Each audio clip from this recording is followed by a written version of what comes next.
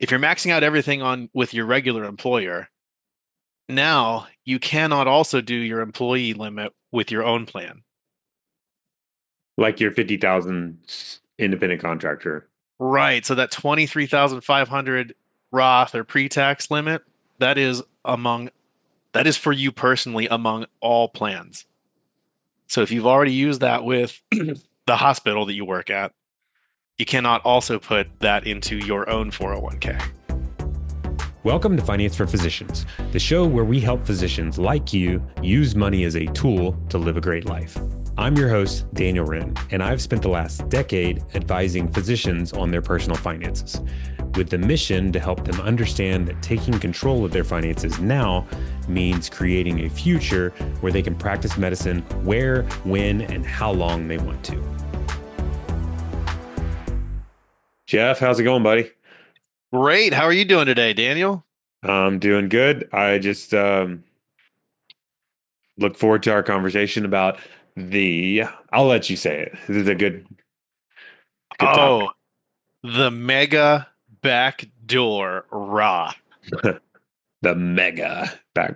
Mega. And I think we can mega, mega, mega, mega. Yeah, it's kind of a big deal. Mhm. Uh, maybe most of you guys hopefully have heard about the Backdoor Roth IRA, and it's kind of like in the same family tax wise, but but it's mega. So we're going to talk about what that is and how it works. We're going to try to we were catching up before this, and we're going to try to stay high level because these topics can get into the weeds pretty easily, right, Jeff? Yeah, and I'll tell you what, it's hard not to get excited about something with the title Mega Backdoor Roth. And I don't know if you knew this about me, Daniel. I actually started off as a CP, an accounting major in college. I didn't And know that. yeah, we had an accounting club and we made t-shirts. The t-shirt said, accountants aren't boring people. We just get excited about boring things. Hmm. And so I don't know if the language mega backdoor Roth just we get excited about boring things or if it's just amazing. But when you put mega backdoor in front of a financial planning topic, like nothing gets me more jazzed than like that type of language. Yeah. Yeah, it's pretty sweet to save taxes. Yeah. It's Yeah. you could say it's mega. It's amazing.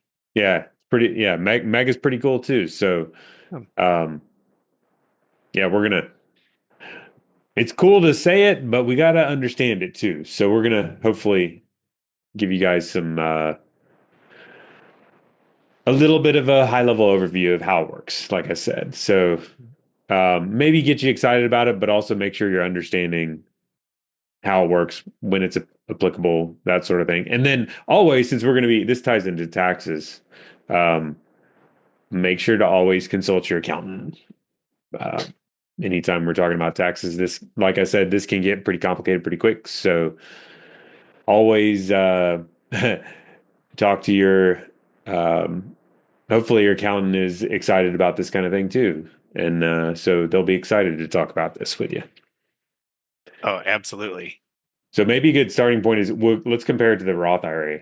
The not the Roth IRA, the backdoor, just the plain Jane, not the mega backdoor Roth, the plain Jane regular backdoor Roth IRA.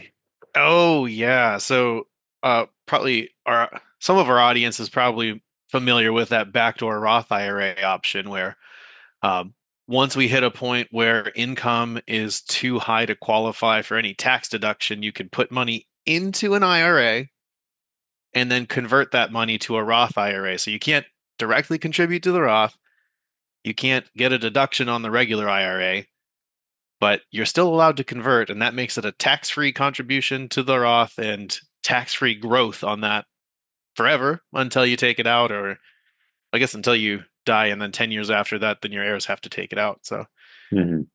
um, let's not get into that. That gets complicated too. Inheritance rules. But that's the idea is you've got this tax-free pot of money that can be growing. And with Mm. the Roth IRA, every year there's a limit on that for how much an individual can put in, and that goes up with inflation each year, right? Um, Mm. you know, in Yeah. increments of $500. So, Right. in a given year it may not actually go up, but once it gets to the point where it gets to the $500 increment, they'll increase that with inflation. Hmm. And right now that number is $7,000 for anyone under the age of 50, right? The catch 50. up age. Yeah, the catch-up age. And so $7,000 per person can go in there. And that's what you can do. Get tax-free money where you couldn't do it before for growth. Hmm. I think comparing this mega option, where this becomes mega, what do you think of mega? Better be a lot bigger than 7,000 or 8,000, the regular boring backdoor Roth IRA. I imagine that means it's a way bigger potential contribution, right? Yeah, so I actually have one family that calls this the megalodon backdoor Roth. I mean, and when you say megalodon, now you're picturing a giant dinosaur, right? Yeah. Giant tax saving. Yes, and so that's where this comes into play is just the potential size of how much you could do. So with an IRA, it's 7,000, and then with inflation, it'll go up or down, or it'll go up. Um, Actually, I don't know, Daniel, does the IRA contribution limit go down if inflation were to go negative? I don't know. That's a great question. Yeah, like there's a what if that'll never happen, but You never there know. you go. But with the mega backdoor Roth, it is now using the 401k account limit, which for an individual under the catch-up age is 70,000 instead of 7,000, so 10 times the size. And that's where Yeah. this mega option comes in as That a 70 sounds mega compared yeah, to 7. That's pretty mega. 10x yeah, the tax 10x. shelter. Yeah. Well, I guess first of all, you got to have 70,000 to be saving or want to save that much. So if you're listening and you're like saving 7, then no need to um, worry about it, at least right now. But for those of you saving a lot, that's a good like starting point. It's especially beneficial for, the more you're saving. But there's a Mhm. lot more qualifiers, right? Um, well, okay, so backing up a little bit, 401k, um, maybe you, you could have probably good to clarify, like I'm thinking of a 401k and then you just said backdoor Roth IRA and now you're saying 401k. Like how in the world are we switching? What's the overlay of those two things? Oh yeah, so I mean this is basically applying that backdoor Roth IRA process, but on a grander scale, Hmm. where in an IRA you've basically actually I guess you kind of have the same types of contributions overall, except for employer contributions as you would in a 401k as options. But in a 401k, there are several types of ways that money can go into that plan. Hmm. I think most of us initially think of the money I put in, right? The employee contribution that can go into that, and uh, that's the 23,500 number again for That's the without 2025 number. yeah for 2025, and that's without catch up or anything, not the Mhm. condiment catch up, but without the Good to older good to clarify. Good age to clarify. catch up contribution. And that 23,500, you usually have two options for that. That is one to make it traditional or pre-tax, where it reduces your income by the amount that you put in. Hmm. And often that's the option we want with a lot of these plans where we want to reduce our current income when we're in higher earning years, at higher tax rates. The flip side of that is you can usually also have the option for a Roth contribution. So no deduction this year, no deduction when you put the money in, but it will grow tax free. And on those, there are no income limits like with the IRA, where you have to, if you're over a certain limit, like you can't do one or the other, those are usually your choice. Hmm. Yeah. And then, yeah, so those are what we normally think of, I think, when we think of how much I can put into a 401k. But then there's also the employer contribution, right? And that's where, we as financial planners, Dave Ramsey, all the, the great advice out there is when the employer has a match, like you want to put in enough to get the match anyway. It's free money. It comes from the employer, that type of thing. Well, the employer amount can be up to 25% of what you are paid, what your salary is from your employer. If you're self-employed, it's a different calculation, but um, that is usually then that is possible from the employer. Now, not all employers are giving That's 25%. In the fact, max, max, max, max. that's rare, right? Probably more often you're seeing somewhere in the 4 or 5% range, I'd say. But that is another portion of contribution that could go in that employer contribution. But the actual account limit, like we said, between employee and employer is 70,000 right now. Okay, recap. So you got the traditional 401k, which is Yes, it's pre-tax. pre-tax. It's like Get a deduction tax me now. later. Mhm, And then you got the Roth, which is tax me now or after tax contribution, and then it's tax free later. mhm, So um, that's like tax me now. And then you got the employer part, which is separate. Obviously, you're not contributing to it, and that can be up to 25% of compensation mhm. if you're employed. Um, and most of the time, that's pre-tax. I guess it technically doesn't have to be, but Usually, almost that's always changed is. with the options Yeah. recently. It can be employer Roth contributions now, but Right.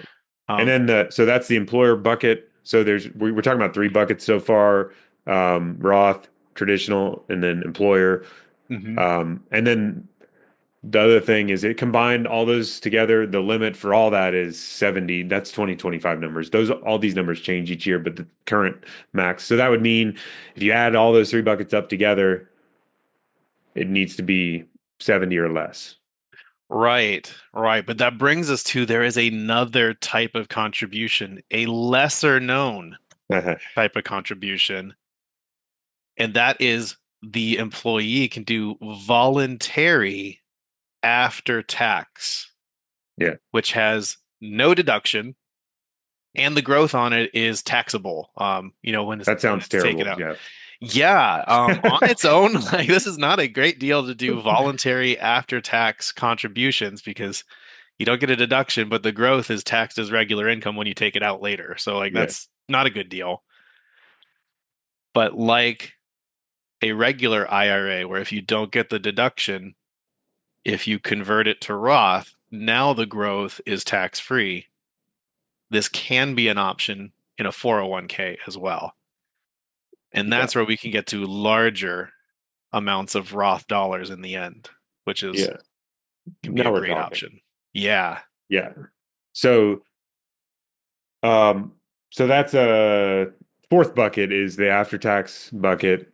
And if they just offered the after tax bucket, the fourth option for you to put in more on top of all those three numbers, it still falls under that that 70,000 number still applies, but it's a way for you to put away more than the uh what's the limit now for employees? The 23. 23,500, that Yeah, one. it's a way to for employees to put above and beyond that uh, through that fourth bucket and not technically going through your employer. Um, but if all they offered was the after tax bucket, it'd be like, nah, that's not that great because it's after tax and taxable. Normally, Yeah. if it's after tax like a Roth, then it's tax free. So this is not near as good as a Roth. It's because it's taxed as it grows. So they have to there also has to be the ability in order you have to have that fourth bucket, but then also you have to have the ability to convert it To turn it into Roth. Otherwise, well, there's some niche cases where it's still valuable to do that, but in in general, general. it's not a good plan to have after-tax money Yeah. without a way to make it Roth.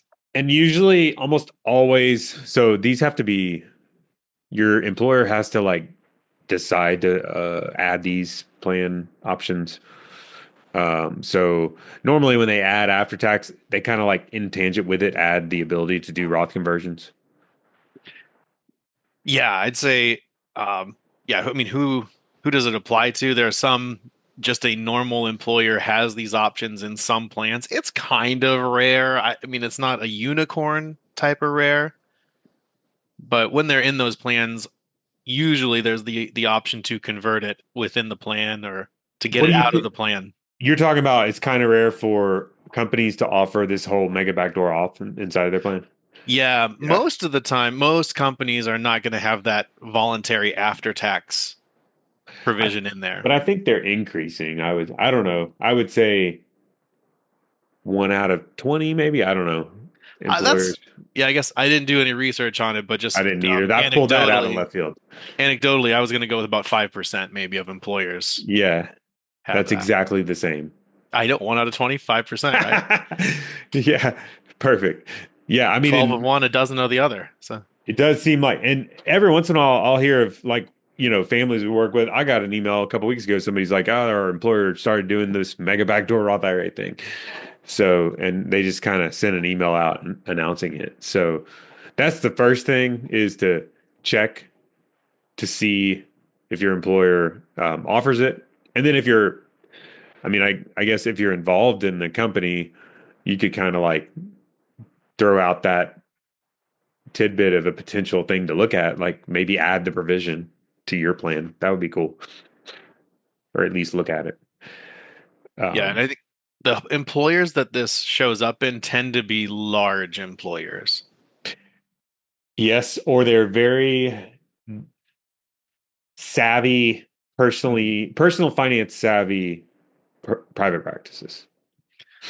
Yeah, because there are with smaller practices, fewer owners or fewer employees compared to high income people. There are testing things that go into this when you have employees included. Yeah. And so it's just the larger companies more likely. And then if you're really seeking to get it in there as a smaller, I mean, smaller can be, you can still be, making tons of money or tons of money coming into and out of your company, but just smaller compared to the number of employees overall there. Yep.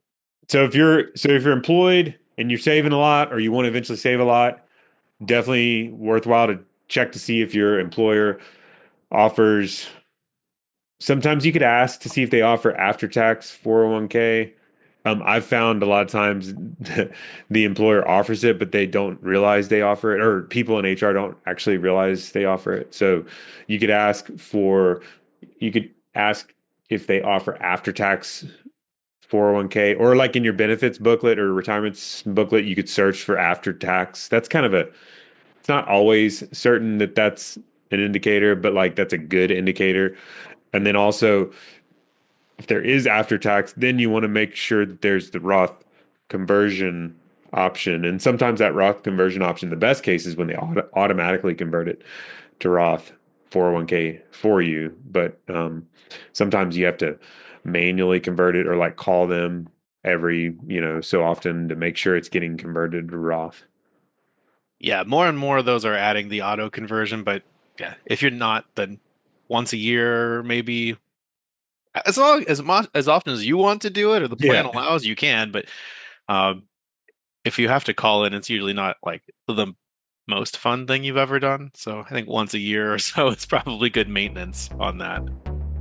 Hey guys, quick break here to let you know about a new project we've been working on that we're really excited about. We've created a self-paced course just for physicians making the transition from training into practice. It's called Vitals Check, your money game plan for post-residency life. This course is not designed to turn you into a financial professional. Instead, it's about helping you become an expert in your personal finance so you can make confident decisions about things like housing, student loans, investing, and more. We've made it super practical and interactive with short video lessons, a digital workbook, and tracking tools to help you actually do something with the information. And you'll be learning from the same great financial planners who've joined me here on the podcast. Jackie, Heather, Jen, Jeff, and Hugh, sharing their real-world knowledge on the topics they care most about. The course launches next month, but you can join the waitlist now at courses.financeforphysicians.co. We'll also make sure to include that link in the show notes so it's easy to find. I wanted to go through a quick example of what this might look like. Like how much money could you possibly get in on kind of a normal setup? So I think, All a right, lot let's do of it. employers have 4% kind of employer match, Yeah. something that goes in there. Um, Maybe a little known fact is most of the time the compensation that you have that can be matched is limited. So you could be making 700,000, but not all of that would be matched. Um, this year, for most plans, that would be limited to about 350,000. So that means if their match is 4%, they're only putting in 4% up to 350,000. Not if you're making above 350,000, you're not getting matched on above 350,000 no matter what. Right. So in this example, if you're making 350 or above, you're getting, oops, 350,000 times 4%, $14,000 from the employer. Not bad. Not bad. And then you can put in 23,500 yourself. But now we're up to 37,500. And the possible limit of that account is 70,000 from your employer. Yep. And so the potential there is if you have that provision, you might be able to get in another $32,500 into a Roth account where it's growing tax free. So if you are an That's employee with that option, that's a home run right there. home run if you're saving beyond those retirement accounts anyway. Like Right. or if you needed to save, wanted to save, that's, great option. Yep. That's where it earns the mega backdoor Mhm. Roth. The mega part comes into play. That's pretty that's big tax shelter you would otherwise not have. Yeah, but I think like you were guessing, I was guessing here, 5% maybe that applies to like that Mhm. have that option, even have the option, and then out of that you have to actually fit your circumstances to want to do that. Yep. Um, I think the other type of person that I see that it applies to more often might be somebody that is employed but is doing 1099 income with, separate services on the side. So maybe you're employed as a physician and we're earning and maximizing our 401k on one side, and then you're doing consulting or, court cases or all sorts of things on the other side. Maybe you're making 50,000 a year in 1099 income. Um, Again, your options now are on with your regular employer. Now you cannot also do your employee limit with your own plan. Like your 50,000 independent contractor. Right. So that 23,500 Roth or pre-tax limit, that is among that is for you personally among all plans. So if you've already used that with the hospital that you work at, you cannot also put that into your own 401k. Yep. But if you are a separate employer, so So you are this would your be own like employer. locums or doing independent contractor. Yeah. They're writing you checks and not withholding taxes. It's getting paid to in your name individually or an LLC that you have. That would be, independent contractor or self-employed income on the side. Exactly. Exactly. So if that is the case, then in most cases that's a separate employer. So you're your own employer as an independent contractor on one side, and then maybe you're employed by your practice or the hospital or somebody else on the other side. Each employer plan gets that 70,000 total limit, but you as an individual only get the 23,500 for an employee. So on your own plan as an independent contractor, you're both employer and employee, but on the other side, you're only the employee with your practice. And so if you're maxing out everything with your day job, we'll call it that, your day job, practice, your hospital. Non-owner day job. Yes, you are not the owner there. Then you are limited to there's a calculation that goes into this. It's not exact, but let's give you the rule of thumb here. About 20% of your self-employment income is what you are limited to putting in and getting a deduction on Yeah. in your solo 401k. So in that example, you made $50,000 on the side. You could put in about $10,000, but then there's this other 40,000 that you made, and you're like, man, it would be nice if I could get some tax benefits here. That's where you could create your own custom solo 401k plan. And there are a lot of services out there that can help set you up with that. But you can make that provision in your own plan where you can do voluntary after tax contributions and convert them. So you could get closer to saving that full 50,000 into your plan. So 10,000 Roth, the other 40, or 10,000 pre-tax, the other 40 Roth. Yeah. So, And all 50,000 being the limit. yeah, and that's not going to be exact because of taxes and IRS stuff, but just for our example, I think that gets really close. Hmm. Yeah, so if you're listening, you're like, I got some independent contractor pay, and I'm saving a ton. Um, and you're like, this sounds like a pretty good tax shelter. But does that mean if I am saving a ton and I have an independent contractor side hustle, we'll call it, Mhm. um, and then I'm employed by the practice, um, does that automatically make this a worthwhile thing? Oh, there's nothing automatic in life, I Daniel. Oh, walked you I into wish it one. was, but uh, I'd say, if you are saving beyond that, and you kind of match those qualifications, it's at least worth looking into, and it's likely to Yeah, benefit you. But there are a right. few gotchas that I think you made reference to There's a ahead of lot our of them time. actually, There are a but lot, but yeah.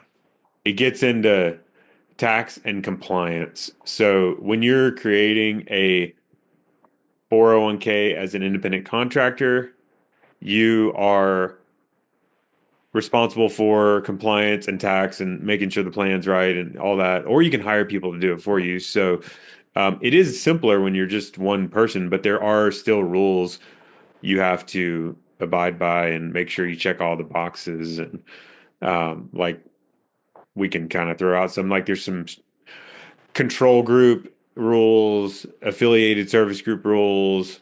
Those are like plan compliance rules. And those can sometimes come into play with solo 401ks, or that's what Yeah. we're talking about here, solo 401ks. And then but there's services you can pay that will like do the due diligence to make sure. There's also strange rules with the 403b there where they won't that this all blows up if you have a 403b at the main job.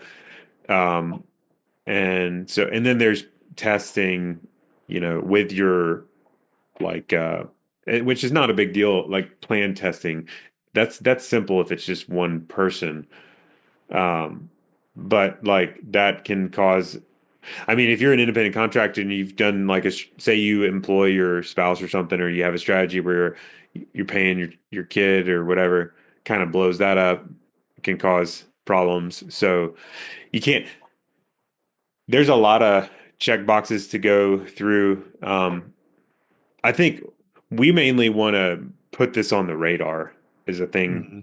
to look into in certain situations, and that's it can be great if you're in that particular. That's the best situation for it. Typically, is where you either your employer is really generous and has a great plan, Mhm. or you have the employed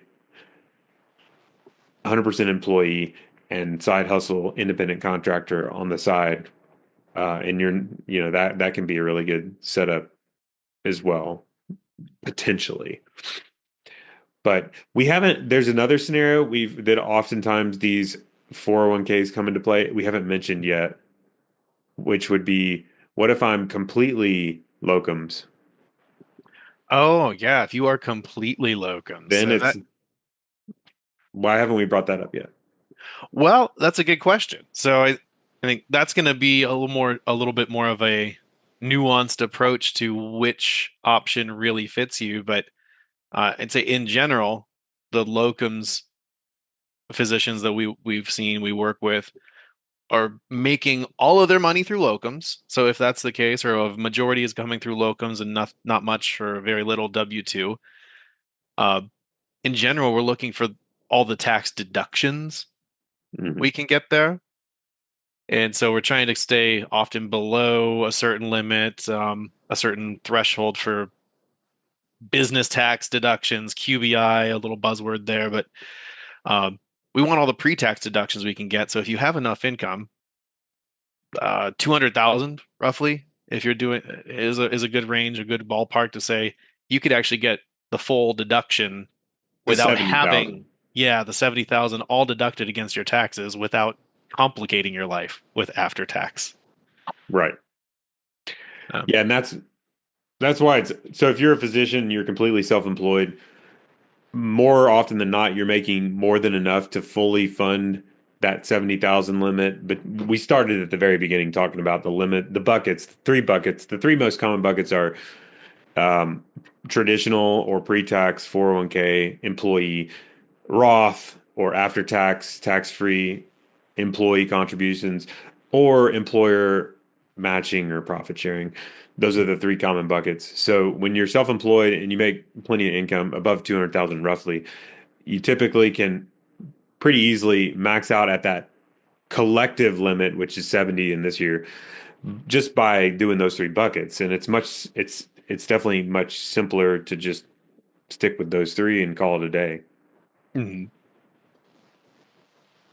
But Yes. there are some exceptions. I mean, if you're below, I guess, So 200, there can. yeah, I guess if you are fully self-employed, that's where most of your income or all your income is coming from. You probably want to think a little bit more deeply about this overall. Like it could fit you, it might not. Yeah, Uh, that's likely. and so, yeah, I guess if you are, I'm going to call you lower income, but let's say you're doing all locums, you're making $250,000 a year, and that's your family income, and you're still wanting to save $70,000 a year. That's a scenario where you might still want because of all these tax things going on in the back. But but these are kind of niche cases, right? Where if I'm making 200,000 a year, saving 70 is often a very difficult number. So not likely to apply as much. But Yeah. um, And I yeah. think most common, well, the typical family I'm working with um, is able to save the amount they need to save for retirement through a little simpler, more straightforward tax shelters, and they don't need to use the backdoor Roth or the mega backdoor Roth.